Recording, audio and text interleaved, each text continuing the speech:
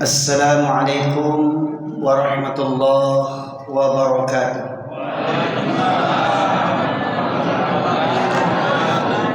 Innal hamdalillah nahmaduhu wa nasta'inuhu wa nastaghfiruh wa na'udzu billahi min syururi anfusina wa min sayyiati a'malina. Man yahdihillahu fala mudilla lahu wa may yudlilhu fala hadiyalah. Asyhadu an la ilaha illallah wahdahu la syarika lah wa asyhadu anna Muhammadan abduhu wa rasuluhu alladzi la nabiyya ba'dah. Allahumma salli wa sallim ala nabiyyina Muhammad wa ala alihi wa sahbihi ajma'in. Qala Allah Ta'ala fil Qur'anil Karim, a'udzu billahi minasy syaithanir rajim. Ya ayyuhalladzina amanu taqullaha haqqa tuqatih wa la tamutunna illa wa antum muslimun. Amma ba'du, masyaallah muslimin sidang jamaah rahimakumullah. Mari senantiasa bersyukur kita kehadirat Allah Subhanahu wa taala dengan lisan kita berupa zikir, dengan hati kita berupa keyakinan, dan dengan anggota badan kita berupa amal soleh. Semoga kiranya syukur yang kita haturkan kehadirat Allah semakin menambah nikmat dari Allah serta rahmatnya untuk kita sekalian. Salawat dan salam kita haturkan kepada junjungan kita Nabi besar Muhammad sallallahu alaihi wasallam, yang dengan diutusnya beliau menjadi rahmat bagi seluruh sekalian alam. Sebelumnya saya mohon maaf sekalian, kondisi memang kurang fit karena masuk angin batuk. Jadi ada selingan-selingan, nanti mohon dimaklumi. Sebagaimana tadi disampaikan oleh orang tua kita, bahwasanya memang begitulah kondisi hari ini. Kalau dulu orang mendatangi guru, kalau di zaman sekarang guru yang mendatangi murid.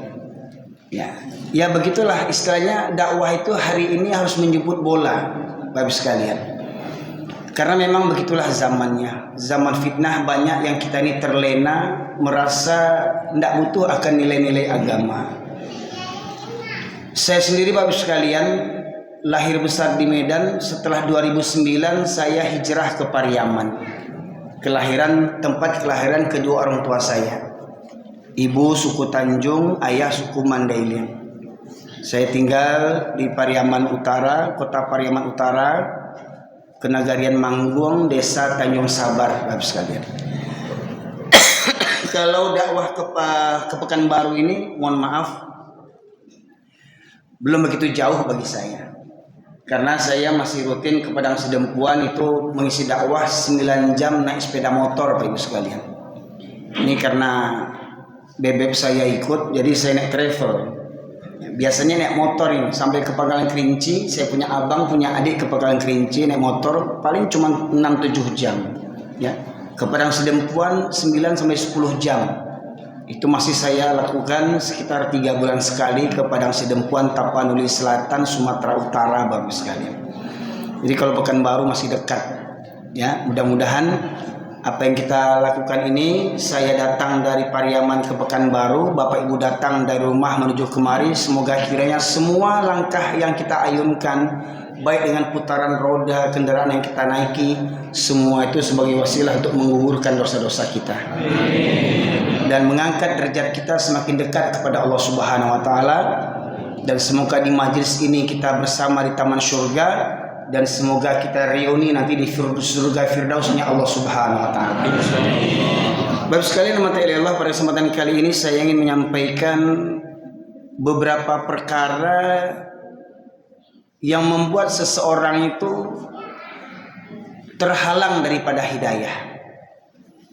Dia terhalang daripada hidayah, amalnya sia-sia, bahkan dia tidak sebenarnya bertuhankan kepada Allah semata.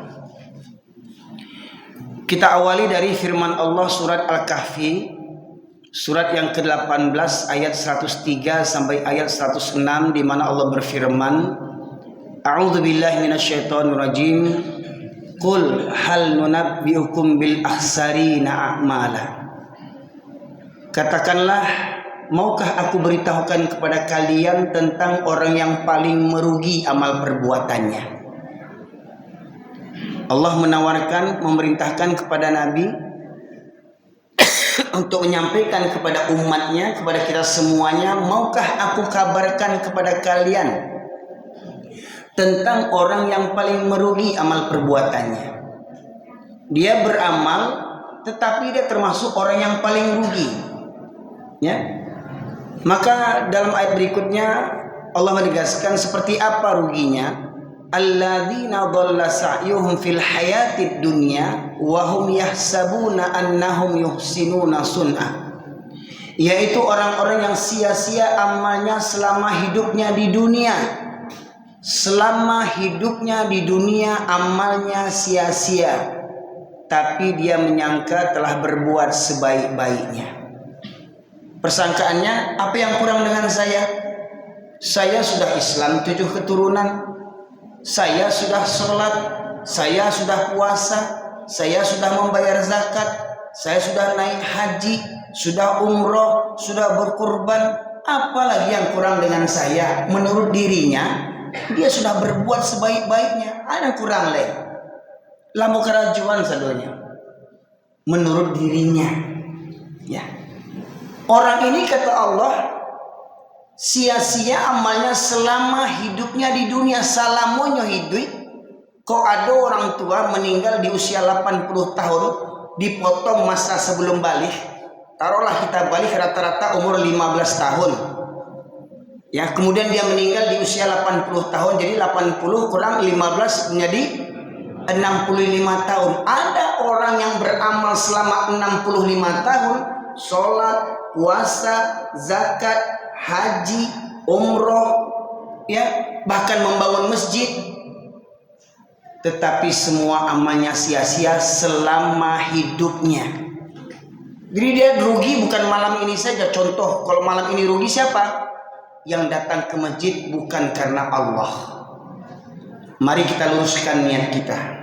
Saya luruskan niat, Bapak Ibu mari luruskan niat. Ya. Mari kita hadiri majelis ilmu ini karena untuk mencari ridho Allah Subhanahu wa taala. Apabila kita datang ke masjid bukan karena ridho Allah, karena terpaksa, karena segan sama orang tua kita, karena dapat undangan, ya, karena kita tidak merasa butuh, ya, maka seperti mana Allah tegaskan dalam surat Al-Maun, fawailul lil musallin, lah salatnya Allah celakanya. Celakalah orang-orang yang salat. Kenapa orang yang salat ini celaka? Alladzina hum an salatihim sahun, yang mereka lalai daripada salatnya. Alladzina hum yuraun, yang mereka salat karena riya. Dia sholat tidak bersungguh-sungguh tentang perkara-perkara yang merusak sholatnya. Dan dia sholat karena riya. Contoh, mohon maaf Bapak Ibu sekalian, kenapa di hari Jumat siang banyak laki-laki datang ke masjid, tapi tidak di waktu subuh? Waktu Jumat penuh, mungkin sampai ke atas. Subuh berapa saf? Ya. Kalau ditanya, Lih, ada ya ke masjid ya? Adalah. Kok cuma hari Jumat aja? Supaya jangan nampak kali kapirawak katanya. Jadi dia datang seminggu sekali supaya untuk nampak dia, oh dia lain mau ke masaji mah, ya. Jangan nampak benar kapirawak aja. Paling enggak seminggu sekali cukup lah, ya.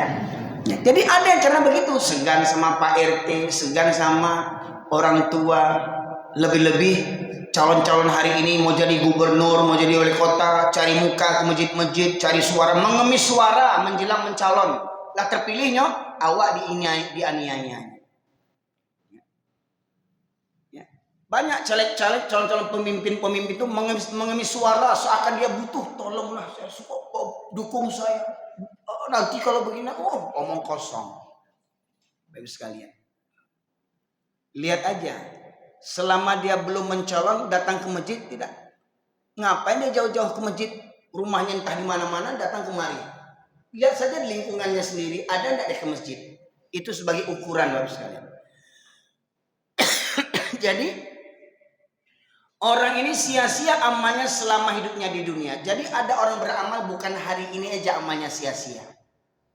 Bukan minggu ini saja, bukan pekan ini saja amalnya sia-sia. Bukan bulan ini saja amalnya sia-sia, bukan tahun ini saja amalnya sia-sia, tetapi amalnya sia-sia selama hidupnya di dunia. Ya. Orang tua yang meninggal 80 tahun, 90 tahun, selama itu amalnya sia-sia. Kenapa orang ini amalnya sia-sia? Ulaikal ladzina kafaru bi ayati rabbihim wa liqa'ih. Dua penyebabnya. Mereka itu orang-orang yang ingkar kepada ayat-ayat Allah. Ingkar kepada ayat-ayat Allah. Dia sudah baca Al-Quran, dia pelajari Al-Quran, dia pahami Al-Quran, tapi dia abaikan Al-Quran. Al-Quran hanya untuk jadi apa? Hanya untuk jadi hiasan, hanya untuk dibaca, hanya untuk perlombaan, hanya untuk dihafalkan, tapi tidak benar-benar diamalkan isinya. Contoh Pak, lomba MTQ dapat juara enggak? Dapat juara? Lomba hafal Quran dapat juara enggak? Lomba mengamalkan Quran dapat apa?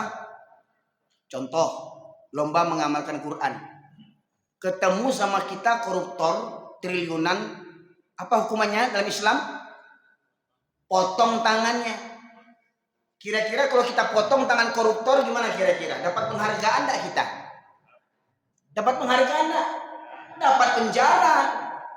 Itu hukum Allah yang kita terapkan. Ketemu kita orang yang berzina, nyata dia berzina, ketangkap kering.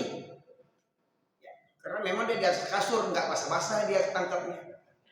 Ya, kecuali dia lari ke sawah, jatuh basah, ketangkap basah, nanti ketangkap kering. Ya. Maka hukumannya orang yang berzina itu diapakan? Dirajam, dicambuk 100 kali kalau dia masih perjaka, masih gadis. Tapi kalau sudah berkeluarga sampai mati dicambuknya. Kalau kita amalkan gimana? Dapat penghargaan enggak kita? Dapat penjara. Bapak Ibu sekalian. Ya. Jadi mereka ini orang yang ingkar kepada ayat-ayat Allah. Ya. Kemudian mereka ingkar terhadap perjumpaan dengan Allah. Dia tidak berpikir atau dia tidak takut atau pura-pura tidak tahu atau tidak peduli bahwasanya nanti di hari akhirat dia akan dihisab oleh Allah Subhanahu wa taala dari kebohongannya, dari kezalimannya, dari membunuh orang, dari korupsi, dari zina, semua akan dimintai pertanggungjawaban di hari hisab. Apakah dia rasa takut kepada Allah? Tidak. Pejabat-pejabat Islam ketika di awal jabatannya diambil sumpah dengan Al-Quran, mereka disumpah, demi Allah kami bersumpah. Setelah menjabat korupsi, zina, tipu, manipulasi, zolim, curang, tidak adil, merekayasa undang-undang, merekayasa aturan untuk apa? Untuk melegalkan kezoliman. Seakan-akan mereka tidak takut kepada Allah.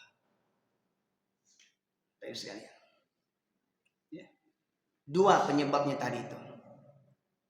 Ingkar kepada ayat Allah dan ingkar terhadap perjumpaan nanti kepada Allah Subhanahu wa taala. Maka apa kata Allah dalam ayat berikutnya? Fahabitat a'maluhum falanuqimu lahum yaumal qiyamati wazna. Maka hapuslah amalan-amalan mereka. Kalau kita memahami kalimat hapus, kalau di sekolah bapak ibu guru menyuruh muridnya, murid-murid tolong hapus papan tulis. Itu maknanya papan tulis masih bersih atau ada coret-coretan? Ada coret? Ada coret-coretan, ada tulisan. Apa kata guru? Tolong hapus papan tulis. Nah, kata Allah tadi, maka hapuslah amalan mereka. Maknanya apa? Amalan mereka ini awalnya sudah dicatat sama malaikat. Sudah dicatat amal kebaikannya. Sholat, puasa, zakat, haji. Namun karena niatnya karena Allah tidak sesuai, tata caranya tidak sesuai dengan kehendak Rasulullah, maka amal yang sudah ditusuk dihapus oleh malaikat. Walanukimu yaumal qiyamati wazna, dan di hari kiamat kami tidak mengadakan penimbangan terhadap amalnya. Kita beriman nanti di hari akhirat ada namanya yaumul mizan, hari timbangan di mana amal kita akan ditimbang. Umpama ini satu daun timbangan tentang amal kebaikan, satu daun timbangan amal keburukan, ditimbang mana yang berat. Nah, orang ini amal kebaikannya tidak ditimbang oleh Allah, tetapi amal keburukannya tetap ditimbang. Terus gimana Bapak sekalian? Barek sabalanda. Kok ini kok dosa-dosanya kok saking barek puak. Aku amalnya tidak bernilai Bapak sekalian. Ya. Amal kebaikannya tidak dinilai oleh Allah Subhanahu wa taala. Kalaupun kita mengambil dalil daripada surat Az-Zilzalah, wa may ya'mal mithqala dzarratin khairan yarah wa may ya'mal mithqala dzarratin syarran yarah, bahwasanya Allah akan membalas kebaikan, ya, kejahatan tuh, maksiat tuh akan dibalas walau sebesar biji zarah kejahatan akan dibalas dengan keburukan, dan sebesar biji zarah kebaikan akan dibalas dengan kebaikan yang dahsyat. Itu hanya berlaku bagi orang yang beriman. Pertanyaannya, benarkah kita beriman kepada Allah dan Rasulullah yang selalu kita ungkapkan dengan kalimat dua syahadat? Asyhadu an la ilaha illallah wa asyhadu anna Muhammadar Rasulullah. Aku bersaksi bahwasanya tidak ada ilah Tuhan sembahan selain Allah, dan aku bersaksi Muhammad itu Rasul dan Nabi Allah. Pertanyaannya, benarkah kita beriman kepada Allah dan Rasul? Iman itu Bapak sekalian membutuhkan bukti. Satu, kita harus mencintai Allah dan Rasul lebih daripada mencintai diri kita dan dunia beserta isinya. Maka dalam surat At-Taubah Allah menegaskan. Surat At-Taubah surat ke-9 ayat yang ke-24 Allah berfirman, A'udzu billahi minasyaitonir rajim. Bismillahirrahmanirrahim. Qul hal nunabbiukum wa qala. Allah berfirman surat Taubah. Ada ingat? Qul in kana aba'ukum. Masyaallah. Qul in kana aba'ukum wa abna'ukum wa ikhwanukum wa azwajukum wa ashiratukum wa amwalun iqtaraftumuha wa tijaratan takhsawna kasadaha wa masakina tardawnaha. Ada 8 perkara kata Allah. Katakanlah, jika bapak-bapakmu atau orang tuamu, anak-anakmu, saudara kakak beradikmu, istri ataupun suamimu, sanak familimu, orang kampuangmu, orang sasukumu, ya, sanak bapak, sanak ibumu, ya, harta kekayaan yang kamu cari, yang kamu kumpul-kumpulkan, yang kamu bangga-banggakan, yang kamu pamer-pamerkan, perniagaan, pekerjaan, pangkat dan jabatan yang kamu khawatirkan kerugiannya, dan rumah tempat tinggal yang kamu cintai. 8 perkara ini Pak, boleh tidak dicintai? Orang tua, anak, saudara, istri, sanak famili, harta, pekerjaan, rumah, boleh tidak dicintai? Boleh. Tetapi ahabba ilaikum minallah wa rasulih wa jihadin fisabilih, apabila itu lebih engkau cintai daripada Allah dan Rasulnya serta berjihad di jalannya, maka tunggulah sampai Allah mendatangkan keputusan dan azabnya. 8 perkara ini awalnya boleh dicintai, bahkan memang boleh, tetapi jangan melebihi cinta kita kepada Allah dan Rasul. Contoh, ketika sedang asik-asik nonton bola, ya, berkumandang azan, Allahu Akbar, Allahu Akbar. Kira-kira yang penonton bola berhenti nonton bola dan sholat dulu, atau terus nonton bola abaikan seruan azan? Mana yang banyak kira-kira? Meneruskan nonton bola. Ada yang sedang asik lah gaek-gaek bakwa bampok di lapau, lah gaek-gaek lah bauban lah karipui. Nan keceknya mama orang, datua orang, bampok di lapau. Lapau dake jo surau. Berkumandang azan, Allahu Akbar, Allahu Akbar. Kira-kira yang bampuk di lapo tuh menghentikan batu koanya, berangkat ke surau atau terus main bakoa? Faktanya lebih senang mereka terus bakoa. Ya. Atau ketika anak daro Jomara Pulai sedang mengamek di pelaminan, ya, dek gencunya, dek calaknya, dek bulu mato palsunya, bulu matun palsu jole. Nah, ya, dek make upnya, dek suntiangnya, dek jamakan minta foto, tadang azan, Allahu Akbar, Allahu Akbar. Kira-kira anak daro Jomara Pulai turun dari pelaminan sholat atau indah? Berapa banyak kalau ada? Buat survei.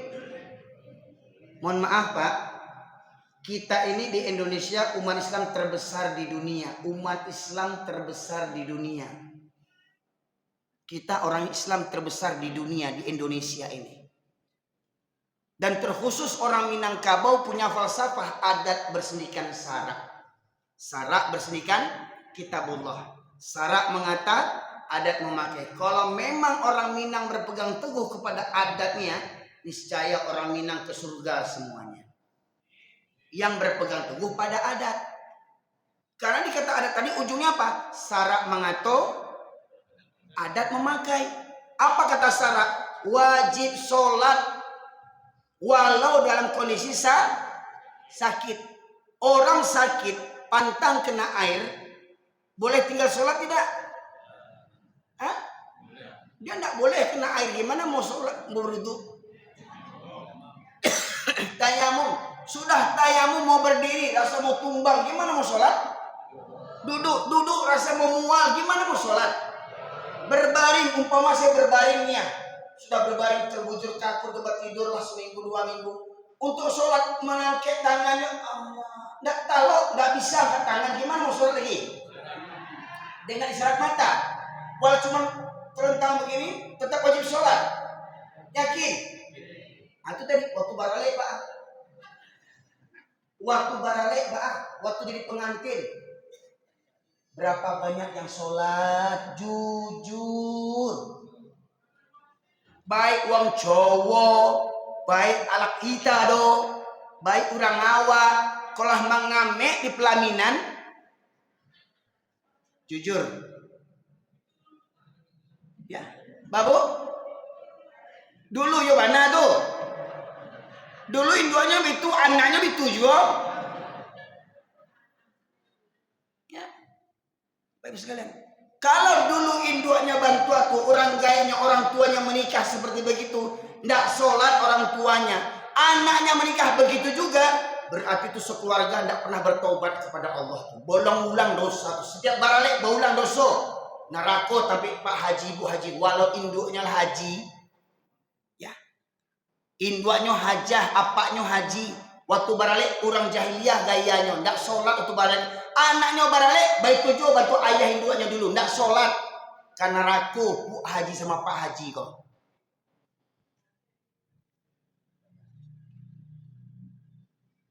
Tadi ibu sepakat katanya orang sakit aja wajib sholat. Anak daro, apanya yang sakit? Maka 2 kuncinya. Apa kata pepatah di jalan-jalan? Sholatlah kamu sebelum kamu disolatkan. Kalau dia tak mau sholat, sholatkan. Sholatkan anak daro Jomara Pulai itu. Pengantin itu sholatkan. Kalau sholatkan berarti dia orang? Ya, orang mati enggak? Mati kerancaan. Batulih lo tuh karangan bunga. Selamat berbahagia. Selamat celaka. Orang tuanya mengumpulkan duit bertahun-tahun, berpuluh tahun menabung duit untuk pesta anaknya. Modal nikahnya Masya Allah.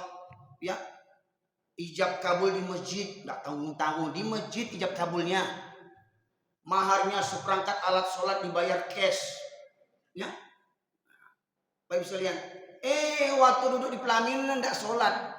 berarti keliru itu maharnya. Tukar maharnya seperangkat kain kafan dibungkus tunai. Bungkus anak darah Jomara pula itu. Sholatkan. Ayo sekalian. Dan itu berulang-ulang terus. Turun temurun. Dari anak, dari orang tua ke anak. Dari anak ke cucu. Menunjukkan apa? Menunjukkan satu keluarga itu tak pernah benar-benar bertaubat kepada Allah. Walau induknya rajin sholat, ayahnya rajin sholat, rajin dengan pengajian, anak baralik bantu jahiliyah, ndak guna sholat orang tuanya itu.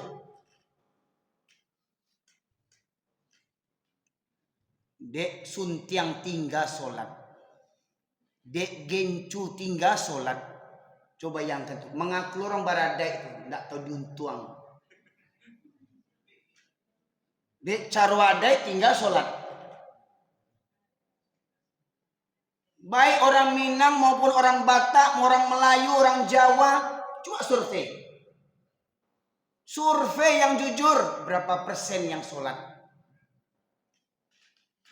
Katanya umat Islam mayoritas, tapi banyak yang mayoritas tak sholat.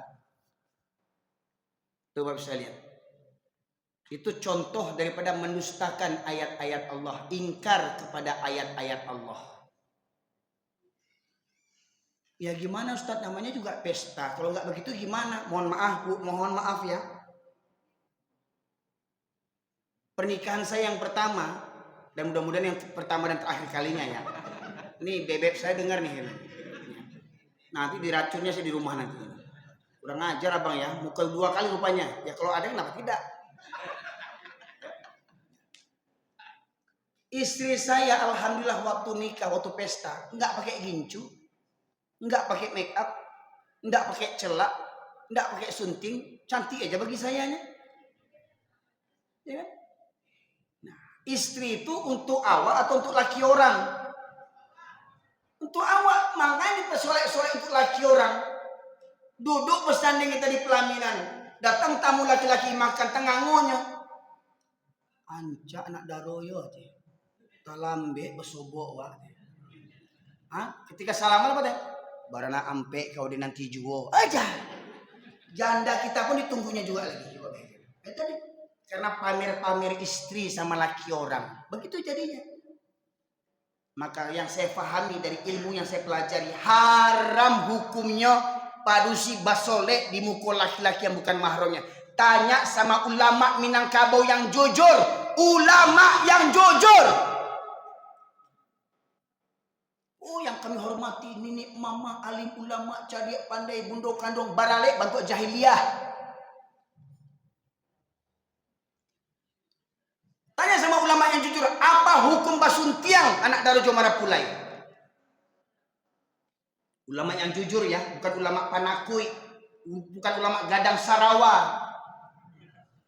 Iko karena kejiwa engkau ndak diundang wak baliak. Iko kareh mana kejiwa dak diusir di kampung di danga orang ko. Beko kareh mana kejiwa ko ndak di orang amplop ko. Ambo santai juga dia di orang amplop macam pak amplop. Enggak percaya Bu. Enggak percaya Bu. Siapapun saya ceramah di mana-mana dikasih orang saya campakkan amplop tuh. Hah? Tuh ya diambil isi lo.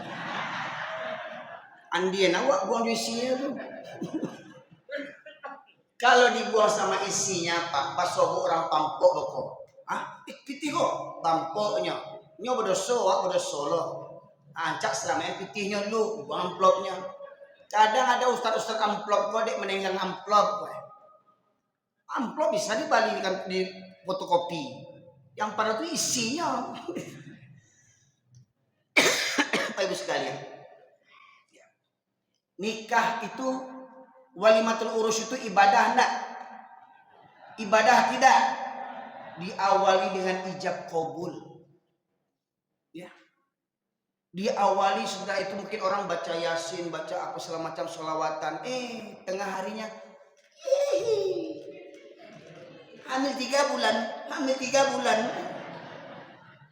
Paginya ibu-ibu wirid Yasin, baca Yasin, Yasin wal Qur'anil Hakim. Pagi-paginya, tengah harinya yang wirid Yasin boy.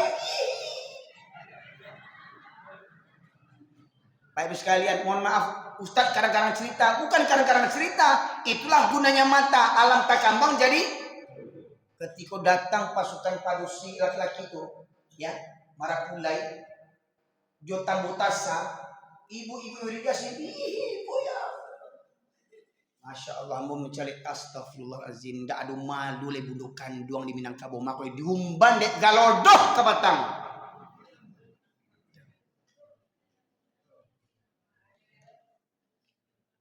Bayangkan. Gampo 2009 di Minangkabau. Ndak jaran jole, ndak bertobat jole orang Minangkabau. Kabau. Kece orang Minang, Baradai, Sarak Mangatu, ada bersih sarak bersih kitabullah, solat bilo takana, surau langang, kadang sale, kadang kale, kadang sarawat. Ya. Kok Baradat laki-laki Minangkabau kok penuh surau kok Pak Ibu sekalian. Penuh masjid ini kalau laki-laki Minangkabau beradat. Kenapa? Sarak Mangatu adik memakai di atas perbedaan khilafiyah para ulama, tetapi saya meyakini sholat berjamaah bagi laki-laki hukumnya wajib bagi laki-laki. Apa dalil wajibnya? Di antaranya di zaman Nabi ada sahabat yang buta, namanya Abdullah bin Umi Maktum, menghadap Rasulullah dia, ya Rasulullah, engkau tahu aku ini orang tua yang buta, lagai buto, tinggal sebatang kara. Rumah jauh dari masjid, jalan berliku-liku, banyak binatang berbisa, 6 kesulitannya, 6 kendalanya, halangannya, karena dia buta dan tinggal sebatang kara. Bertanya kepada Rasulullah, ya Rasulullah, bolehkah aku sholat di rumahku? Apa kata Rasulullah? Apakah engkau mendengar seruan azan? Dengar ya Rasulullah. Maka tidak ada keringanan bagimu untuk sholat di rumahmu. Orang buta Pak, orang buta, rumah jauh, tinggal sebatang kara, tidak dapat keringanan sholat di rumah. Orang buta, pertanyaannya, suami, ayah, anak lajang yang tidak ke masjid 5 waktu, apanya yang buta? Rumah dekat dengan masjid, bertetangga dengan masjid, dengan azan 5 waktu, berkumandang azan bersama indah juga berangkat ke masjid lagi. Apanya yang buta itu? Kalau sudah hati yang buta, tidak ada cerita kaji boleh. Bertetangga dengan masjid, dia tidak sanggup berangkat ke masjid. Mencari piti ke pasar sanggup. Ya. Hujan-hujan ke pasar painya. Kasurau hari cerah tidak berangkainya. Kalau untuk ngejar dunia nggak tanggung, gunung kan ku daki, lautan ku seberangi, surau aku lewati. Itu deh. Untuk cari dunia, nggak bisa lihat. Ini yang pertama tadi itu. Seseorang yang amal ibadahnya sia-sia, seperti mana saya katakan tadi, pesta pernikahan itu ibadah.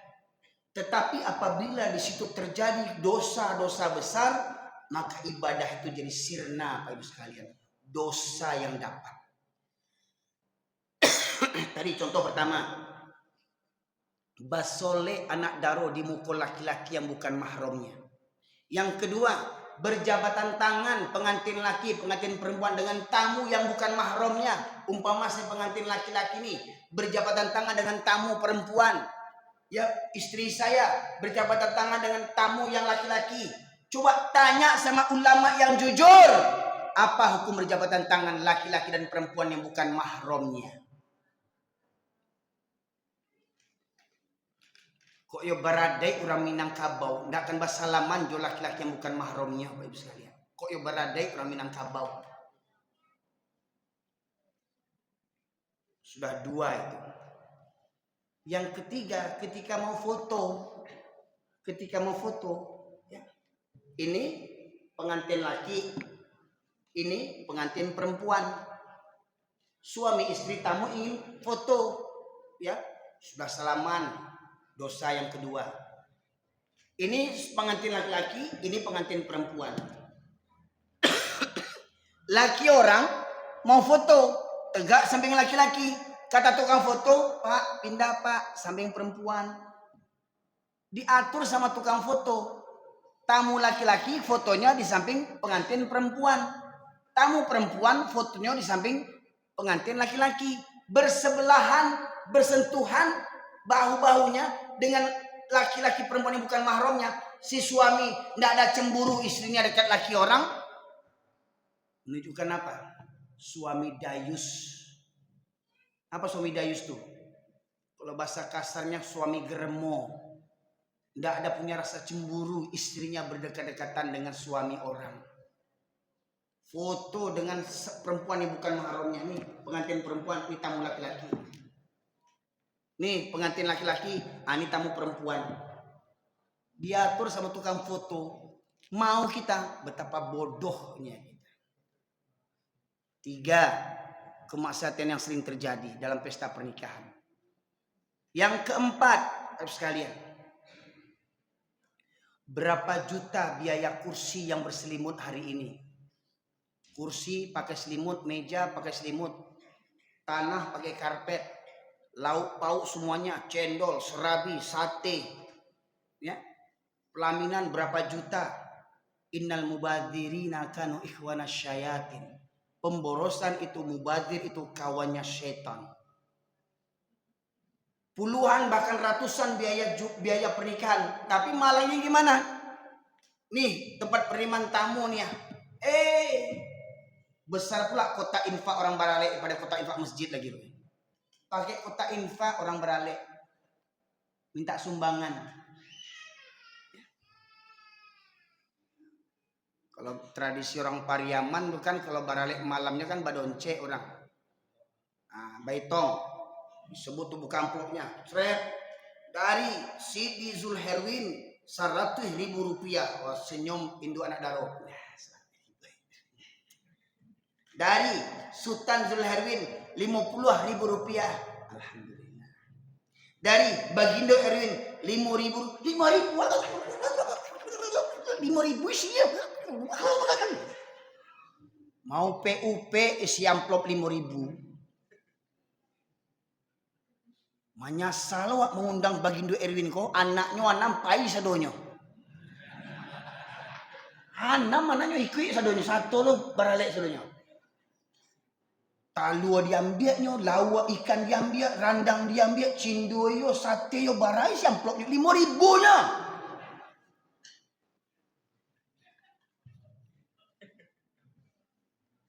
Datang lo sanak di rantau le balabo le. Batanyo labo. Ale tu manggale atau sedekah hidangan tu. Lah bara banyak dosa tu.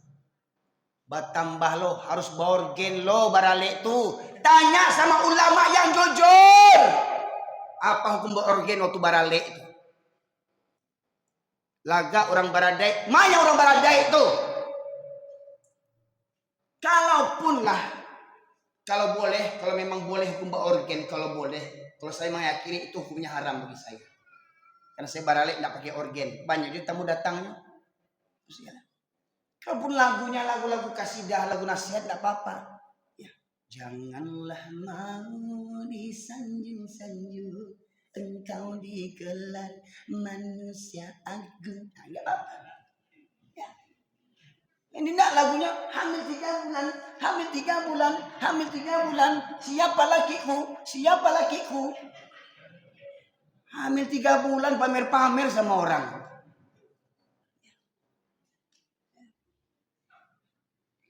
Gak ada malunya hamil 3 bulan.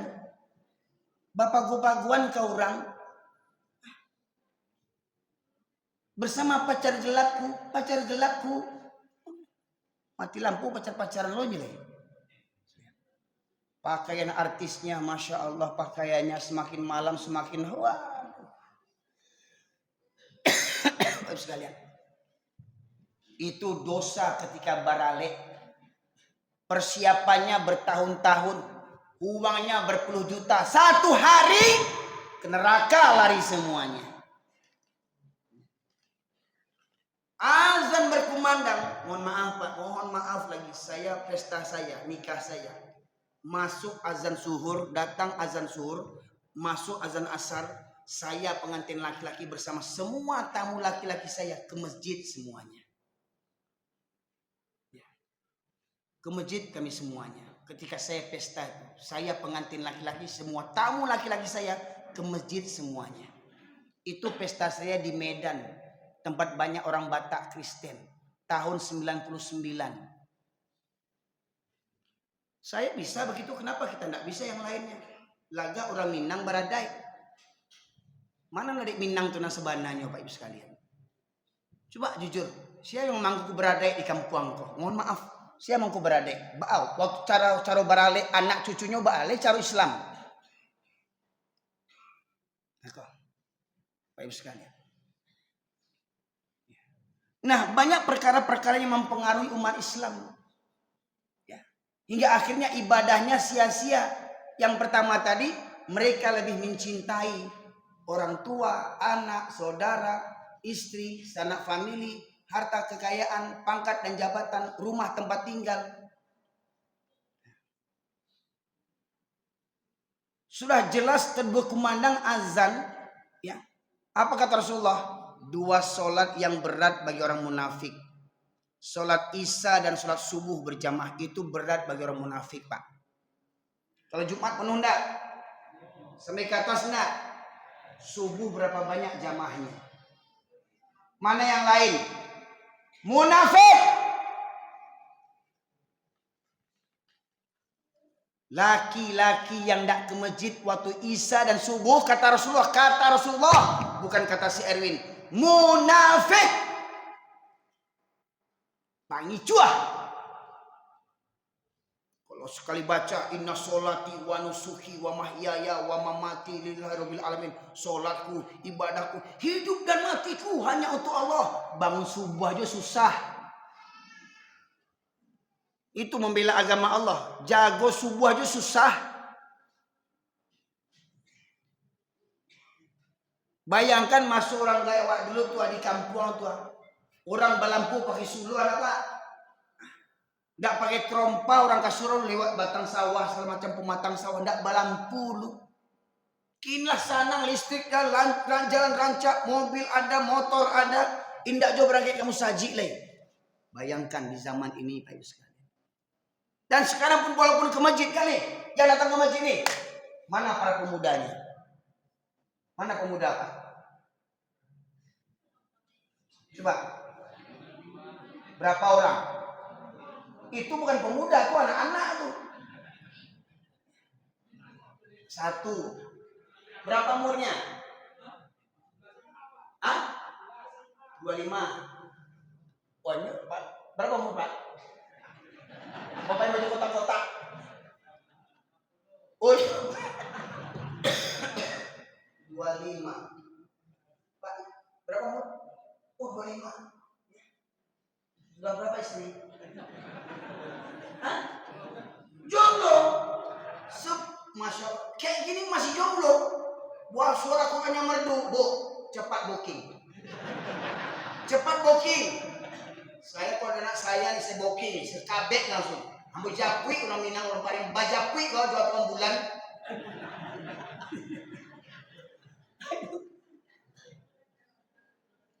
Masya Allah.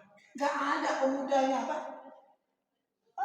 Dari sekian yang banyak nih, para pemuda tidak minat ke masjid. Bayangkan, anak siapa itu? Anak siapa? Anak awak, kemenakan awak. Tapi kecil pepatah orang Minang, anak di pangku kemenakan di bimbing. Manyo.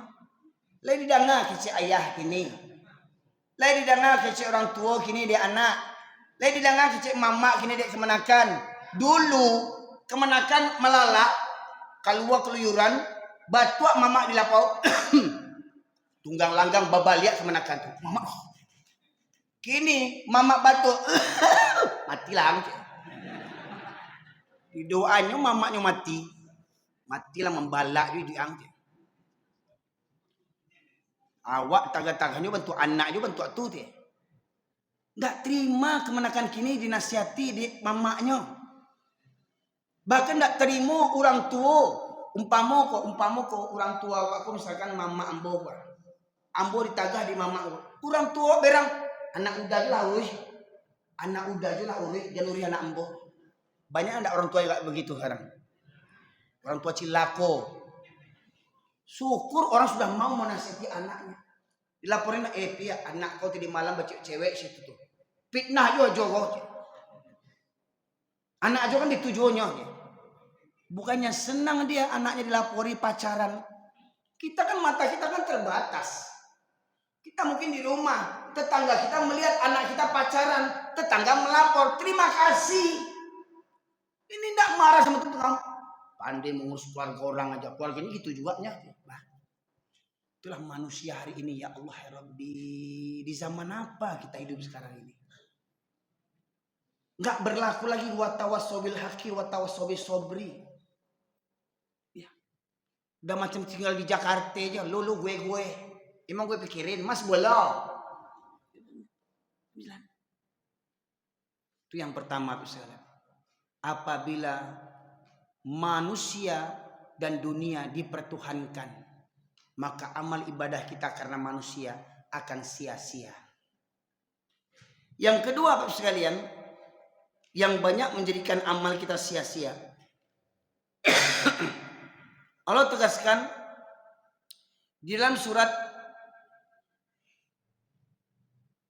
Al-Furqan.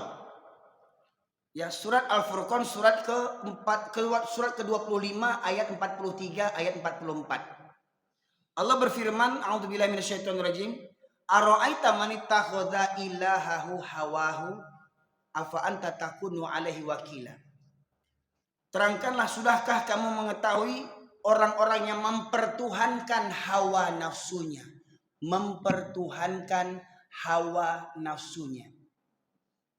maka akankah kamu menjadi pemelihara atasnya? Kalau orang sudah mempertuhankan hawa nafsu, bisa tidak diselamatkan? Kita nasihati. Ya, dah sholat alai soalim banawa ang janggui sasewang. Awak menasihati untuk sholat, marah dia. Kalau orang Kristen kita ajak sholat marah wajar. Ini orang Islam tidak sholat kita ingatkan berangnya. Soalim banawang bantu awak ini muncul sergo. Awak mengajak sholat soalim udah sok kapi udah. Bayangkan. Lah tadang azan dak jo barang ke surau leh. Lah gae lah jadi ayah orang. Sekalian mempertuhankan hawa nafsunya. Apa kata Allah orang yang mempertuhankan hawa nafsunya dalam ayat berikutnya? Am tahsabu anna aktsarahum yasma'una aw yaqilun inhum illa kal an'am bal hum adallus sabila. Apakah kamu mengira sebagian mereka mendengar dan memahami? Mereka tak lain seperti binatang ternak, bahkan lebih sesat jalannya daripada binatang lagi. Itulah orang yang memperturutkan hawa nafsunya. Allahu akbar, Allahu akbar. Kita tahu artinya Allah Maha Besar. Tetapi kita sibuk nonton bola. Hawa nafsu. Kita dengar Allahu Akbar, Allah Maha Besar yang Maha memberi rezeki. Tapi kita jaga tetap menggaleh. Awak tinggalkan Allah, tetap menggaleh. Beko orang balanjo ba'a beko. Galeh ditungguin. Allah diabaikan. Ya. Oh, itu kan untuk cari nafkah segala macam, Pak Ibu sekalian. Rasulullah Sallallahu Alaihi Wasallam namanya bersanding dengan kalimat syahadat bersama Allah Subhanahu Wa Taala. Beliau pemimpin umat, beliau ayah, beliau pemimpin pasukan perang. Bahkan di medan perang beliau tidak pernah meninggalkan sholat berjamaah sekalipun. Tak pernah meninggalkan sholat berjamaah walau dalam kondisi perang sekalipun. Bapak sekalian, mohon maaf ya, ada tolong ya Didi atau siapa buka Quran terjemahan Android surat An-Nisa ayat 102. Minta tolong saya. Ya. Yang sudah kebuka Quran ada, Quran terjemahan. Minta tolong saya, tolong dibacakan. Pak, mohon maaf Pak, ada botol yang satu lagi Pak.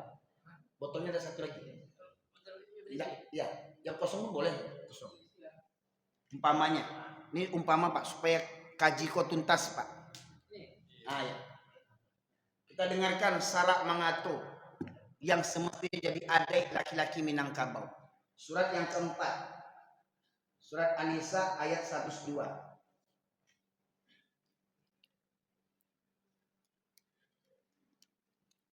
Itu kitab hadis.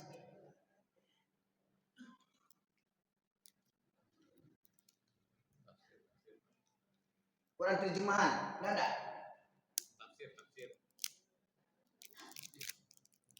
Ada situ Pak. Atau yang Quran Android. Itu.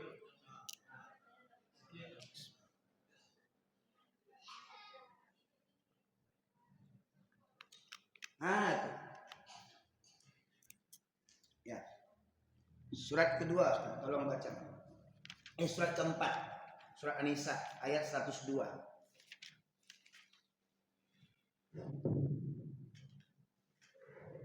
Nah, tolong baca terjemahannya. 102, ayat 102, surat An-Nisa ayat 102. Tolong baca terjemahannya saja. Ya, artinya. Dan apabila engkau Muhammad berada di tengah-tengah mereka, sahabat-sahabat. Ya. Dan apabila engkau Muhammad, ini Muhammad siapa nih? Muhammad tukang bakso? Bukan, Nabi Muhammad.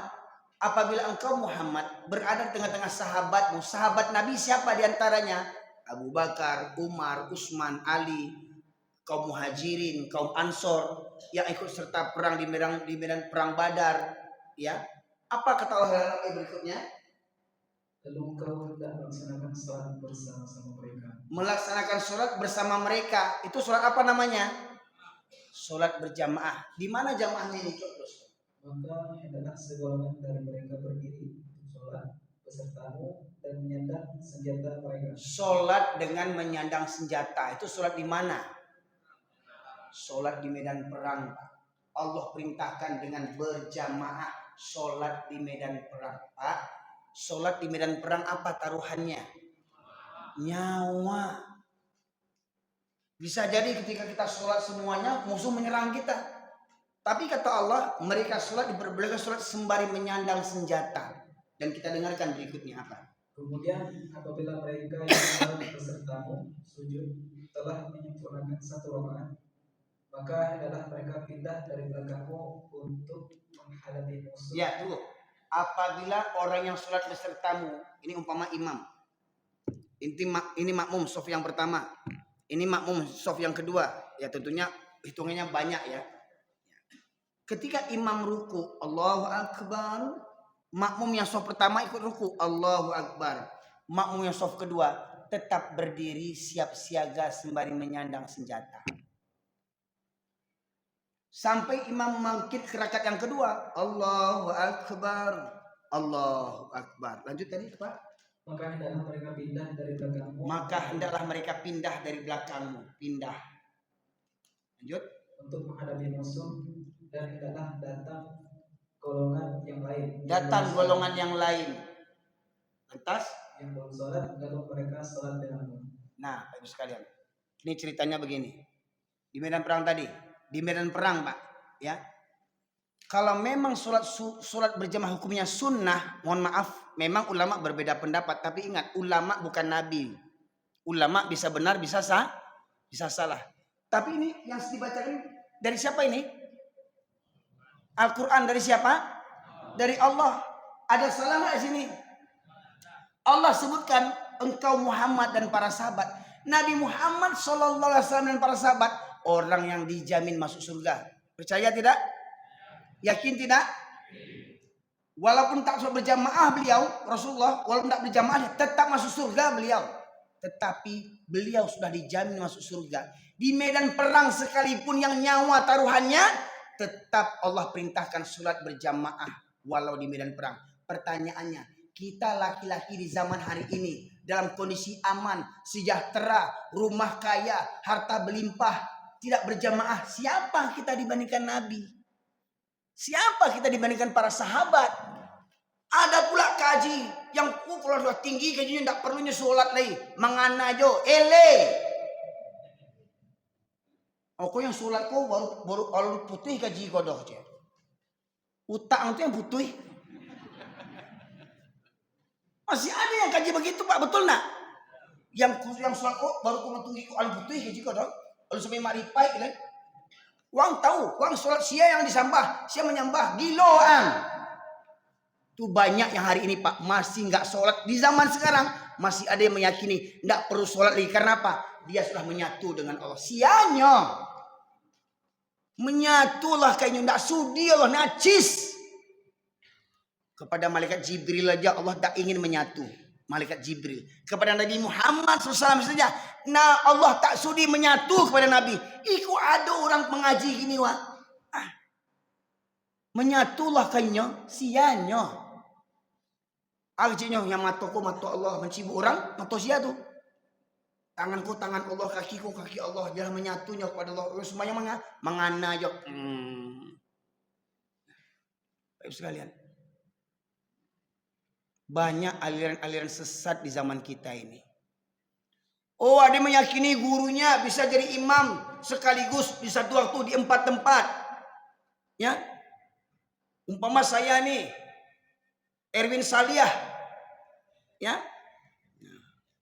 imam di sini sholat zuhur di Masjid Al Husna, imam juga di zuhur. Sholat di Masjid Anur, imam juga sholat zuhur. Ya, 4 tempat sekaligus saya jadi imam. Saking tingginya ilmu saya. Pertanyaannya, pernah baca hadis enggak sejarah Nabi menjadi imam di 4 tempat sekaligus? Nabi pernah enggak begitu?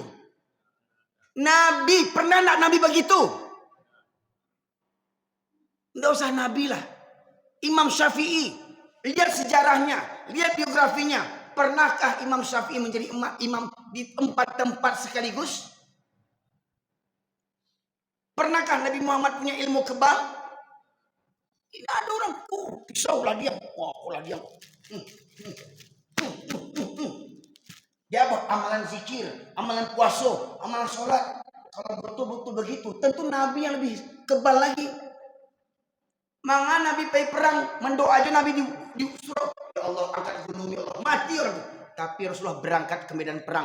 Patah gigi Nabi. Nabi aja tidak punya ilmu kebal. Ada pula orang-orang gila hari ini punya ilmu kebal dengan zikirnya. Mohon maaf Pak Ustaz. Setan itu semua. Orang yang punya ilmu kebal pasti tumbuh kesombongan dalam dirinya. Seakan-akan dia seperti Tuhan. Nabi saja, mohon maaf Pak, Abu Bakar, sahabat Nabi Abu Bakar itu matinya di mana Pak? Kapan matinya? Ketika sholat enggak? Ketika jadi imam, ya orang Khawarij menusuk Abu Bakar. Hebat mana Abu Bakar dengan tuangku-tuangku hari ini? Hebat mana Abu Bakar dibandingkan tuangku-tuangku hebat hari ini? Abu Bakar ditusuk mati.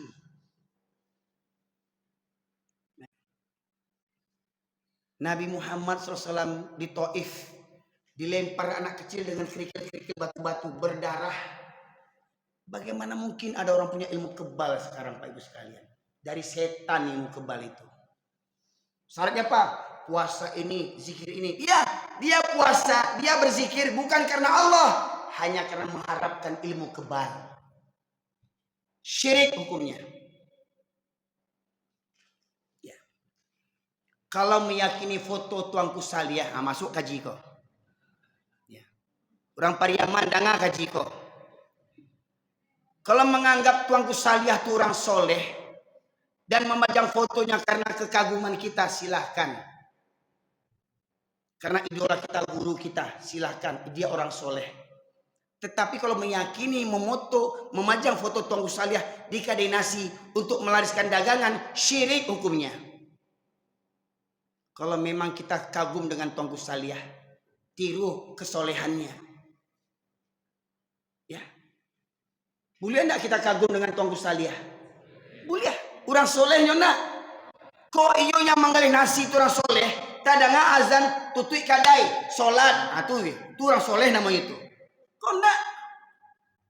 Orang azan manggalih nasi joleh. Bertambuh lo tuh.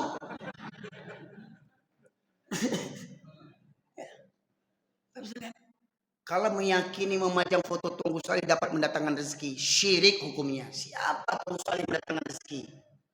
Tapi kalau sekedar mengagumi, ya silahkan. Ya, itu kaji lain pula kita bahas nanti itu. Apa hukumnya memajang foto? Pak, di zaman Nabi ada foto enggak? Di zaman Nabi Musa ada gambar enggak? Foto nggak ada, gambar ada enggak? Coba Pak Ibu sekalian, pernah pergi ke piramid enggak? Piramid di Mesir. Ada enggak ukiran-ukiran gambar-gambar Fir'aun bentuknya? Ada enggak? Pernah ke Mesir? Belum. Sekalipun belum. Sama tuh. Bilo apa itu? Ada enggak gambar-gambar situ tuh? Gambar kepala manusia badan singa. Di Mesir sana, di Sphinx itu tuh. Kalaulah memang boleh memajang gambar, tentu gambar Nabi Muhammad ada, lebih layak gambar Nabi Muhammad untuk kita pajang, Pak Ibu sekalian. Hebat mana orang soleh sekarang dibandingkan Nabi Muhammad sallallahu alaihi wasallam. Jadi mohon maaf Pak, tolong jangan fanatik buta, gunakan akal, gunakan otak awak. Ya. Kalau sekadar menaruh pajang foto orang soleh, Syekh Abdul Qadir Jailani dan segala macamnya, kalau sekedar memajang fotonya untuk mengagumi kesolehannya dan ingin meniru kesolehannya, itu bagus. Agar kita termotivasi. Wah, kok dapet awak bantu Tunggu Salih awak ndaknya. Solat awak, ibadah awak. Kok ndak dipajang foto Tunggu Salih? Jumat juga solatnya tuh baru. Solat Jumat juga ndak ada. Aku ma'asyiral muslimin. Ya. Itu karena apa? Karena memperturutkan hawa nafsu. Ayo sekalian. Ya. Ma'asyiral muslimin rahmati Allah. Kita lanjutkan lagi. Ya. Salat tadi ini di medan perang ini. Ya. Jadi tadi mohon maaf, ketika imam sudah ini kita balik lagi tadi. Ketika ini sudah selesai satu rakaat, ya. Sami Allahu liman hamidah, Rabbana lakal. Ini tetap berdiri siap siaga sembari menyandang senjata. Imam sujud, Allahu Akbar, Allahu Akbar. Tetap berdiri siap siaga. Ketika imam bangkit ke rakaat yang kedua, Allahu Akbar, Allahu Akbar. Makmum yang tadi mengikuti imam mundur ke belakang. Makmum yang tadi bersiap siaga maju ke depan. Bergantian menyempurnakan satu rakaat. Allahu Akbar, siap siaga. Imam menunggu sembari siap siaga. Itu di medan perang. Kalaulah memang sholat berjamaah hukumnya sunnah, maka di medan perang lebih layak sholat berjamaah ditiadakan. Tapi tidak diberikan keringanan oleh Allah walau di medan perang. Pertanyaannya kita yang hadir hari ini, laki-laki yang hadir hari ini, apalagi mengaku orang Minang yang baradai. Siapa kita dibandingkan Nabi? Siapa kita dibandingkan sahabat? Maka kita lebih layak untuk tidak mengabaikan sholat berjamaah. Maka kita lebih layak untuk mendatangi sholat berjamaah walau dalam kondisi merangkak sekalipun. Lanjut. Dan segala mereka bersiap siaga dan menyandang senjata mereka. Orang-orang kafir ingin agar kamu lengah terhadap senjatamu dan harta bendamu. Lalu mereka menyerbu kamu sekaligus. Dan tidak mengapa kamu meletakkan senjata-senjatamu jika kamu mendapatkan suatu kesusahan karena hujan atau karena kamu sakit. Nah, ternyata ada rukhsahnya Pak. Ya. Boleh laki-laki tidak mendatangi sholat berjamaah di masjid kalau ada dua kondisi di dalam surat ini. Walaupun nanti dalam hadis yang lain ada juga rukhsah bagi seseorang meninggalkan sholat berjamaah. Dalam ayat Allah ini disebutkan dua kesulitan, karena hujan atau karena sakit. Pertanyaannya, kalau karena hujan Bapak Ibu tidak ke masjid, pertanyaannya, ketika jam kerja Ibu bapak kerjanya di Pekanbaru, kerjanya di Dumai.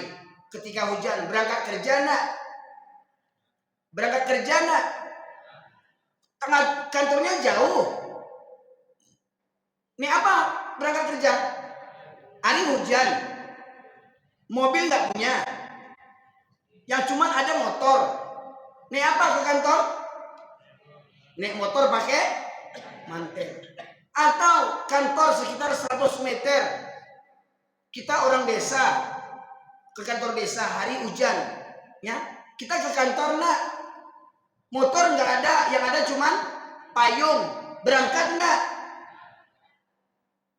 Apalagi kalau kita punya mobil dinas, mobil rakyat, bukan mobil pejabat, mobil dinas, jangan sombong. Pakai mobil dinas sombong. Uang kami itu ya, sombong. Pakai mobil dinas bukannya dipakai untuk ke kantor, malah pakai ke plaza. Tak tahu diuntuang. Begaya jo piti hawanya. Awak kan dipajak, nyono sang-sanang duitnya. Mohon maaf Pak ya. Itu enggak di sini itu orang itu. Ya. Ya. Mobil ada kalau hujan berangkat ke kantor. Kenapa ke masjid enggak berangkat? Masjid dekat dengan rumah. Apa alasan lagi? Hujan. Perlu pakai mobil. 5 meter pakai mobil. Jadi lihat dulu hujannya. Kalau hujannya hujan badai sampai banjir, galodo, itu enggak ke rumah. Ikut sambil dapat kaji. Kata Ustaz Ewin harus ke masjid. Oh, mati sana Allah. Tele nama itu. Lah tahu galodo banjir ke Surojo wak le. Selamatlah rumah awak, nyawa awak. Pertama sakit, hujan dari itu. Lihat kondisi hujannya. Yang kedua karena sakit. Nah, boleh kalau sakit kita nak ke surau. Tapi tanya dulu. Kenapa Pak nak ke surau? Sakit Ustaz. Sakit apa? Sakit panau. Panau nak masuk hitungan. Sakit panau nak ke surau. Lama. Dekada nak ke surau Pak. Kadang ada orang cek lah ceritanya itu. Kenapa hendak ke surau Pak? Sakit. Kok gitu Pak? Sakit hati, saya sedang pengurus yang baru nih. Rupanya bapak ini pengurus lama. Ganti pengurus sakit hati dia. Kau ndak ambo yang ngapu surau kau ndak kan duit surau kau doh. Berganti lo ambo. Kau pengurus sakit utak kau namanya. Bantu hebatnya mengurus musaji. Musaji kau milik Allah, bukan milik awak, bukan milik pengurus Pak. Mohon maaf Pak ya. Masjid ini bapak itu sebagai amanah untuk mengurus masjid, bukan menguasai masjid. Ya. Ini sok santiang lah mengurus suraunya. Ya. Keuangan tak jaleh. Ada yang bantu atau sakit hati jadi pengurus yang baru. Nah, itu tidak masuk hitungan tuh Pak. Ya. Ini masyaallah muslimin. Jadi ada rusuhnya. Begitu pula ketika kita musafir, ya. Saya alhamdulillah ke Jakarta sering dari Sumatera Barat ke Jakarta naik bis Minangkabau, AMS, NPM, Transport, Palala, Sembodo, alhamdulillah. Dalam perjalanan tuh kalau setiap subuh tuh alhamdulillah bisnya berhenti di masjid. Subuh, maghrib. Bayangkan menjelang subuh kita tidur di bis. Tiba-tiba bangun sudah di halaman masjid. Apa kata supir? Sholat. Kata kena bangun sholat. Kita disuruh sholat, supirnya nggak sholat. Nah, ini masalahnya gini kok. Elo ndak amal itu Pak. Mantan awak ke surau. Di jagoannya Wak. Ya, tapi ndak cukup elok kalau ndak ikut sholat. Gugur amal kebaikan kita. Ingat sholat itu tiang agama. Sebaik apapun kita kepada manusia, tetapi kepada Allah kita tidak jalin hubungan, maka sirna semuanya kebaikan kita di mata manusia. Ketika kepada Allah kita dustakan Allah. Kepada manusia kita baik, kepada Allah kita durhaka. Baik sekalian. Ya. Nah, itu masalahnya. Kadang yang supir kok orang Minang sadanya kok. Orang berada sembayang indah. Baru betul saat mulai kasar muncul musak aja.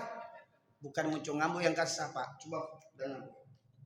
Surah ke-7 ayat 179. Nah itu dia. Ini memang sengaja Pak, ayat favorit saya. Karena selama ini banyak orang Minang khususnya dan kita orang Islam pada umumnya banyak tidak peduli dengan Al-Quran. Al-Quran cuma untuk hiasan, Al-Quran cuma untuk MTQ, tapi Al-Quran tidak dipahami dan diamalkan dalam kehidupan kita sehari-hari. Kita dengarkan surat Al-A'raf ayat 179. Dan sungguh akan kami isi neraka jahanam banyak dari kalangan jin dan manusia. Mereka memiliki hati tapi tidak mempergunakannya untuk memahami ayat-ayat Allah, dan mereka memiliki mata tetapi tidak mempergunakannya untuk melihat tanda-tanda kekuasaan Allah, dan mereka memiliki telinga tetapi tidak digunakan untuk mendengarkan ayat-ayat Allah. Mereka seperti hewan ternak. Seperti apa? Seperti hewan ternak. Seperti hewan ternak. Bahkan lebih sesat lagi. Bahkan lebih sesat lagi. Mereka itulah orang-orang yang lengah. Mereka itulah orang-orang yang lengah dan lalai. Apa kata Allah? Sungguh akan kami penuhkan neraka jahanam banyak dari kalangan jin dan manusia. Siapa yang memenuhi neraka jahanam ini? Mereka yang punya hati, tetapi tidak ada takut kepada Allah meninggalkan sholat. Mereka yang punya hati, tidak takut korupsi. Sholat iya, tapi korupsi. Mereka punya hati, ya sholat iya, tapi curang dalam pemilu. Sogok menyogok, zolim menzolimi. Perkara undang-undang diatur demi kemenangan, demi kezoliman. Sholat iya, tapi tidak takut menzolimi warganya, rakyatnya. Ya. Sholat iya, tidak ada takut kepada Allah. Para wanita sholat iya, tetapi jilbab kapan maunya saja berjilbab. Ke pasar pakai jilbab, ya. Ke kantor pakai jilbab, sekolah pakai jilbab, di rumah menyapu halaman, serokotok lakinya dipakainya.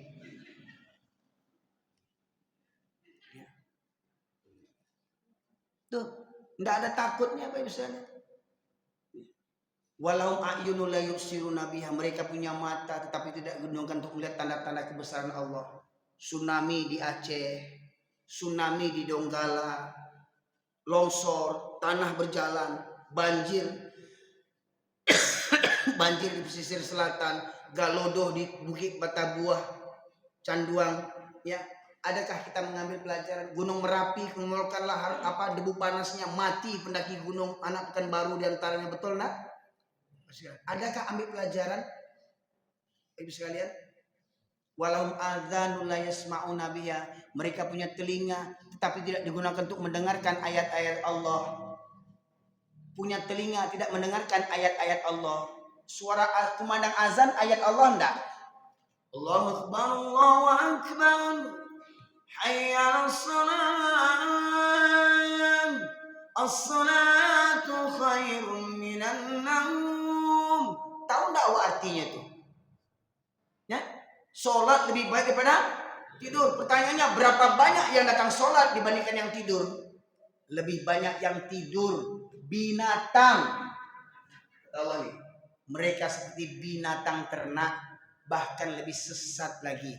Nih, syarat mengatur nih. Firman Allah nih, udah dengar kaji, baca Quran tapi tidak dipahami. Wajib sholat berjamaah bagi Nabi walau di medan perang. Kita laki-laki tidak datang ke masjid, siapa dibandingkan Nabi? Binatang yang nak musaji itu. Kita cari besok subuh, sianan orang sayang binatang besok.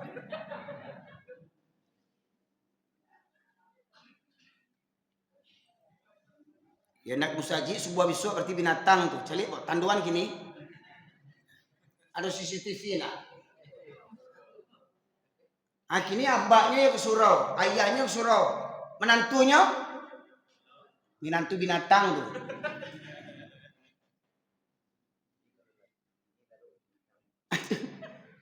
Jo binatang gitu lalu.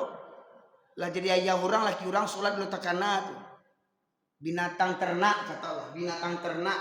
Binatang ternak tuh kabau, binatang ternak enggak? Jawi, kambiang, namu hadis samonjo kabau. Jadi kalau ada orang Minang sholat dulu takana, yo sabana kabau tuh. Itu halal, enggak namu hadis samuan. Kita dengar pula ayat 176. 176 surat yang sama Al-A'raf. Dan sekiranya kami menghendaki, niscaya kami tinggikan derajatnya dengan ayat-ayat itu. Tetapi dia cenderung kepada dunia dan mengikuti keinginannya yang rendah. Maka perumpamaannya seperti anjing. Seperti apa? Seperti anjing. Yang keras ya suaranya.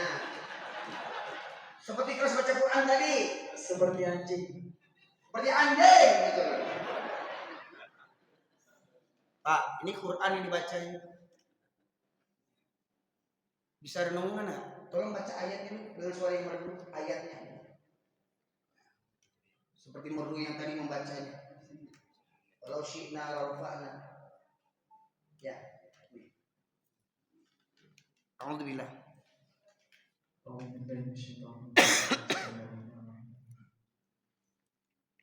ولو شئنا لرفعناه بها ولكنه أخلد إلى الأرض واتبع هواه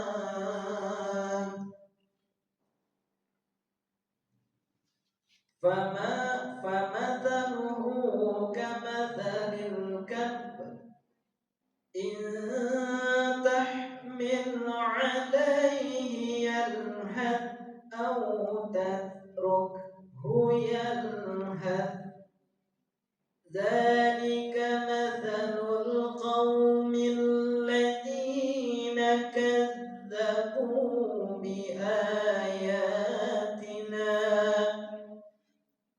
فقصص القصص لعلهم يتفكرون. Sekalian, dengan mendengarkan Al-Quran saja kita bisa dapat pahala. Dengan membaca Al-Quran kita bisa dapat pahala. Tetapi belum tentu ridho Allah kita dapatkan. Karena ridho Allah kita dapatkan karena di puncak keutamaan Al-Quran ketika kita mengamalkan isi Al-Quran dan menjadikan Al-Quran sebagai pedoman. Tadi ananda kita membacakan Al-Quran dengan suara yang merdu. Senang tak hati kita? Pertanyaannya, paling utama sekali Al-Quran Allah turunkan untuk apa? Paling utama sekali Al-Quran Allah turunkan untuk apa? Pedoman, petunjuk. Tapi jangan lupa Al-Quran ini berbahasa Arab. Ngerti kita isinya? Hah? Tahu kita artinya? Maka wajib kita baca terjemahannya. Setelah dibaca terjemahannya, kita fahami maksudnya. Ya, ini tadi dibacakan ayatnya dengan suara yang merdu. Kita minta ulang balik baca terjemahannya. Renungkan Pak, tolong simak terjemahannya ini supaya meresap dalam kolbu kita. Dan sekiranya kami menghendaki, niscaya kami tinggikan derajatnya dengan ayat-ayat itu. Nah, kalau Allah ingin memuliakan kita, maka Allah muliakan kita dengan Al-Quran. Kita faham, kita baca, kita kuasai tajwidnya, tilawahnya, ya, kita fahami, kita amalkan, kita hafal, Allah muliakan kita. Tetapi dia cenderung kepada dunia dan mengikuti keinginannya yang rendah. Tetapi dia cenderung kepada dunia. Al-Quran tak berani disampaikan. Nyatakan apa? Takut orang benci. Mohon maaf, Al-Quran cuma dibaca, Al-Quran cuma dihafalkan, tetapi tak berani menyampaikan isi Al-Quran yang sebenar-benarnya. Ya. Maka kata Allah, maka perumpamaannya seperti anjing. Perumpamanya seperti anjing. Perintah sholat ada dalam Al-Quran. Perintah menutup aurat ada dalam Al-Quran. Perintah sholat berjamaah ada dalam Al-Quran. Ketika kita abaikan Al-Quran, cenderung kepada dunia, habis waktu untuk nonton bola, nonton olimpiade, bampok, main koa, panjat pinang, jadi barwak 17 Agustus, jadi barwak manjat pinang semuanya, ya. Dan mengikuti hawa nafsu yang rendah, maka perumpamanya seperti anjing, kata Allah. Banyak orang bilang kasabana Ustaz, ambu pelunak, perumpamanya seperti anjing. Jadi kalau ada anak daro jomara pulai pengantin yang enggak sholat, waktu baralet dia sholat, anak daro anjing. Minantu galanya sidi Sultan Bagindo sholat enggak sidi anjing. Islam 7 keturunan enggak mengerti joleh. Umur 40, 50, 60 enggak ngerti juga lagi ngerjakan sholat. Indak juga ke masjid lagi. Ayah anjing.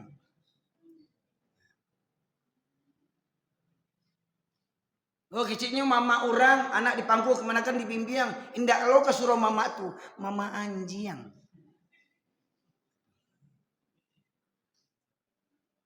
Bundukan doang untuk aurat indak. Ya tinggi kepala membungkuk untuk tumbuang barua. Bundukan doang anjing.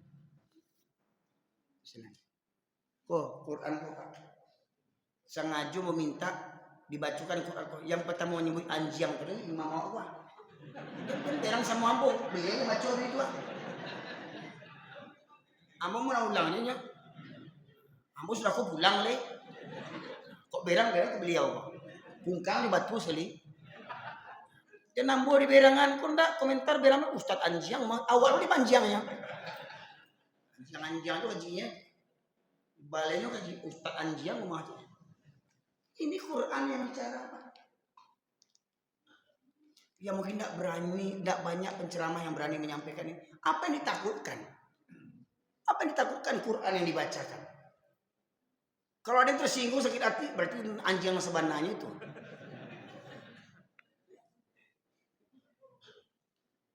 Aku cakap, wow, pertanyaannya, boleh nggak firman Allah dirubah?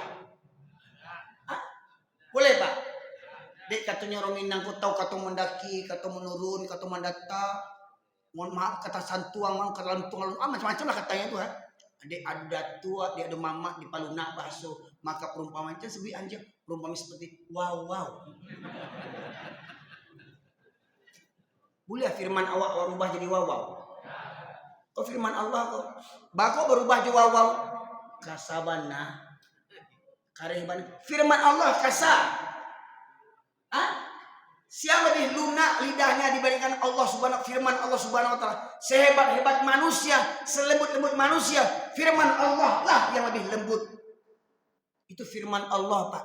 Anjing kata Allah, baca anjing, jangan waw jole. Badoso baca waw tu. Orang Arab mata waw, entah orang waw itu huruf waw. Kalbun famathalu kamathal kalbi itu artinya anjing. Gimana kok bisa jadi wow? Rubahlah kalimatnya. Famathalu kamathali wow. Nggak kurang aja wak tuh. Jangan kurang aja gini kok. Ambo yo Pak di Bukit Tinggi yang mau ceramah, ambo suruh Pak membaca kok. Cuman di apa kurang berada Pak. Langsung maka perumpamaan seperti wow. Langsung bacanya wow. Ambo tanya Pak yang tertulis apa Pak? Anjing Pak rubah wow. Kasabana langsung dirubahnya Pak di apa tuh Pak? Ya Allah Rabbi. Akhirnya kasabana bahasanya Pak ya Allah Pak itu bahasa siapa? Bahasa Allah kayaknya tanpa sadar kasar. Apakah Allah kasar? Siang kasar gini kok hati ya Wak yang kasar atau Allah yang kasar? Masya Allah langsung dirubahnya ke Tuhan Jiang itu jadi wow. Bapak kurang ajarnya orang Minang.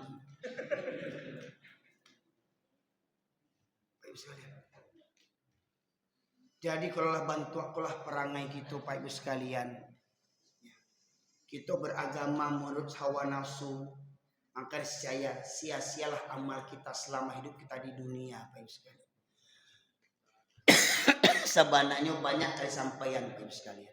Cuman kinilah jam 10 lewat. Kalau taruhan kaji kok sampai pagi tidak selesai kaji kok. Bagi kira-kira Pak Ibu sekalian. Kita tutup le.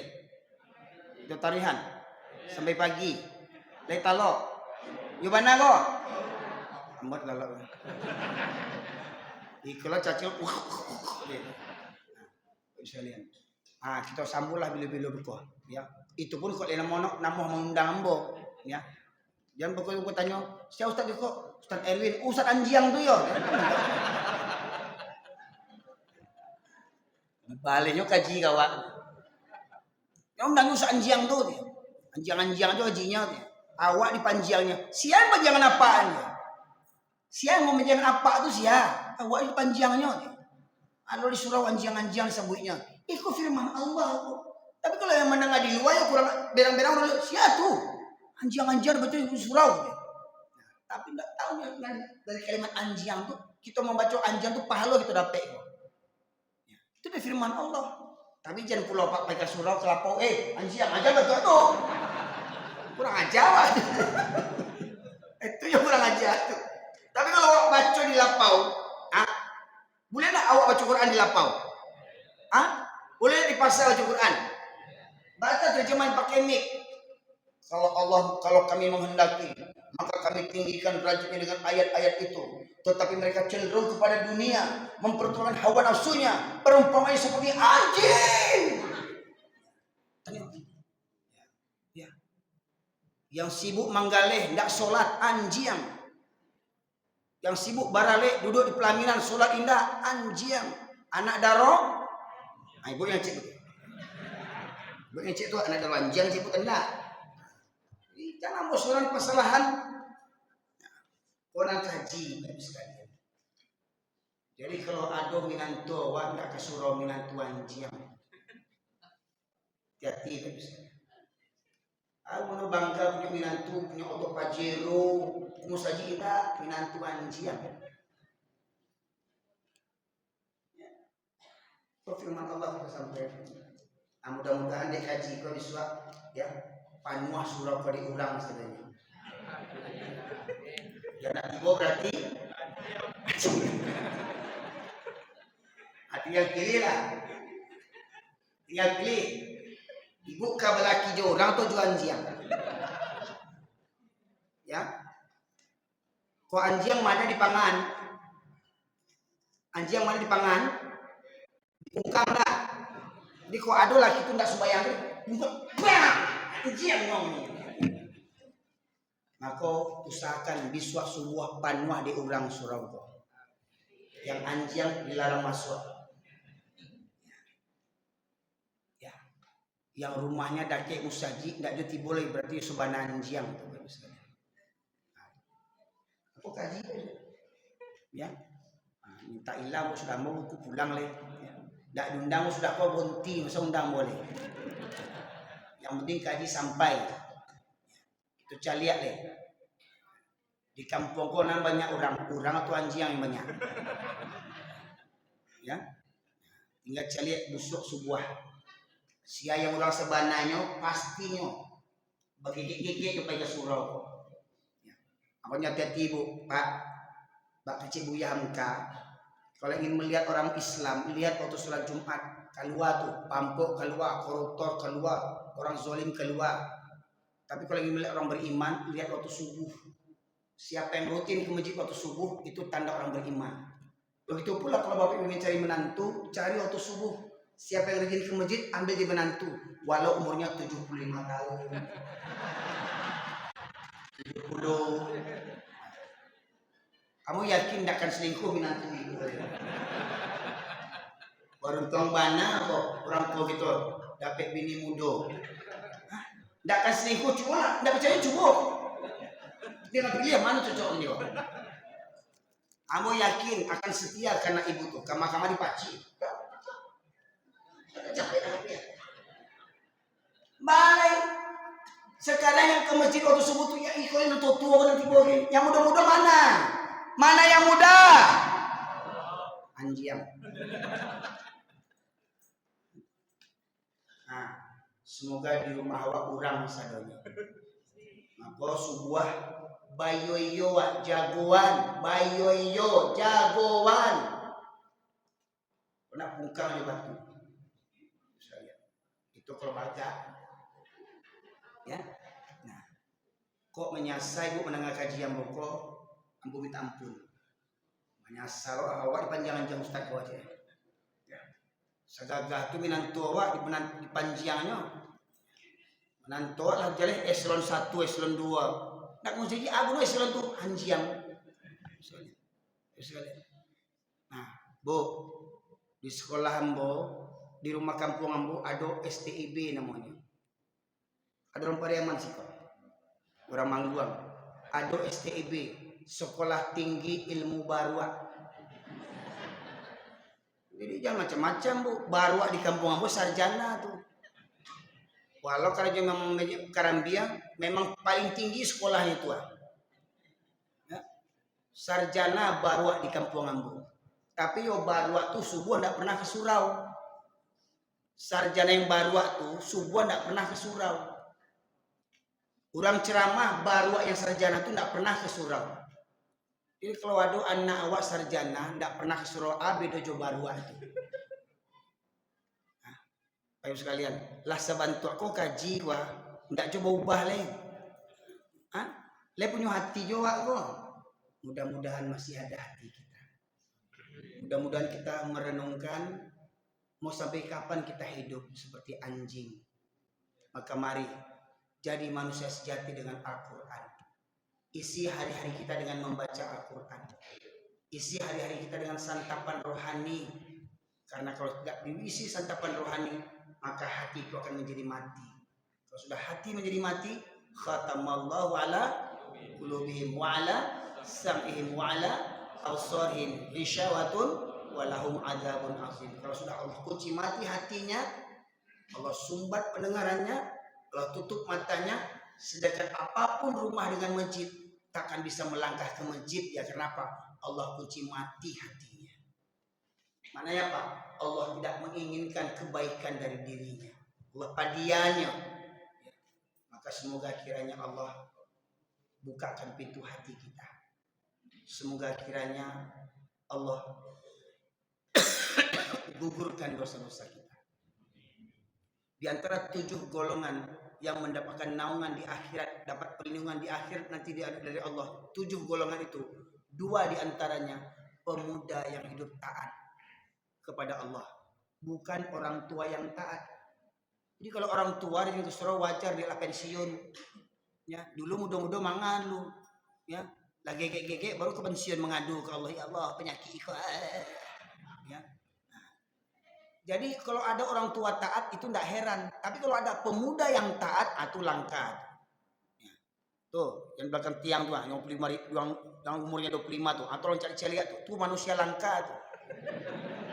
Jangan sampai punah, cie itu tinggalnya. Jangan sampai punah. Ya. Jangan cuma hari kerja tibonya. Hati-hati wah, lah menengah kaji kok subuh nak tibo kok jadi anjam kok. Tanduan lah. Makan buah si kamala kamu, ndak tibo wak bedo belum, ndak tibo sebuah jadi anjang wak dia. Nah, mudah-mudahan jadi manusia sejati. Ya. Asli orang kamu sih kok, asli orang pribumi sini, asli. Ini dan asli orang sini, orang mana? Orang luar rupanya. Nah, jangan pehan kok, KB sudah boleh, KB ambil di menantu, ya, ibu sekalian. Nah, semoga kiranya apa yang saya sampaikan ini bermanfaat bagi kita semuanya. Dapat menghancurkan hati kita yang selama ini keras seperti batu, bahkan lebih keras lagi. Karena batu saja yang besar ditetes dengan air tetes-tetes, batu ini bisa pecah, bisa berlubang. Tentu hati kita lebih lunak daripada batu lagi. Semoga kesalahan kita selama ini Allah gugurkan bersama duduknya kita di majlis ilmu ini, karena dalam majlis ilmu malaikat membentangkan sayapnya berselawat untuk kita. Seluruh makhluk di muka bumi ini bahkan bebatuan berzikir berselawat untuk kebaikan kita. Maka jangan henti-hentikan langkah kaki kita menuju ke masjid, karena pada hakikatnya langkah menuju ke masjid adalah langkah menuju Allah Subhanahu wa taala. Tapi ingat, jangan lupakan anak keturunan kita. Ketika bapak ibu pergi ke masjid, tolong sertakan anak-anak kita dengan kasih sayang. Jadikanlah anak di pangku kemenakan dibimbing. Bangunkan menantu waktu subuh. Jangan malu, jangan sungkan. Kalau memang sayang kepada menantu, bangunkan waktu subuh, bawa ke masjid. Semoga kiranya keluarga kita menjadi keluarga yang sakinah, mawadah, warahmah. Semoga dari rahim ibu-ibu, dari bapak-bapak sekalian terlahir keturunan yang soleh dan solehah. Dan Allah menganugerahkan keluarga yang sakinah, mawadah, warahmah. Tidak ada manusia yang tak punya dosa. Kita semua pendosa. Tapi yang dicintai Allah adalah orang yang pendosa, namun dia bertobat kepada Allah Subhanahu wa taala. Itu lebih dicintai Allah Subhanahu wa taala. Semoga kiranya Allah bukakan pintu tobat. Semoga kiranya Allah hapuskan dosa-dosa kita. Semoga kiranya dengan selalu kita melangkahkan kaki menuju ke masjid, semakin banyak dosa-dosa kita yang digugurkan oleh Allah sampai kita menghadap Allah tanpa membawa dosa. Amin ya rabbal alamin. Subhanakallahumma bihamdika asyhadu an la ilaha illa anta astaghfiruka wa atubu ilaik. Alhamdulillahirabbil alamin. Assalamualaikum warahmatullahi wabarakatuh.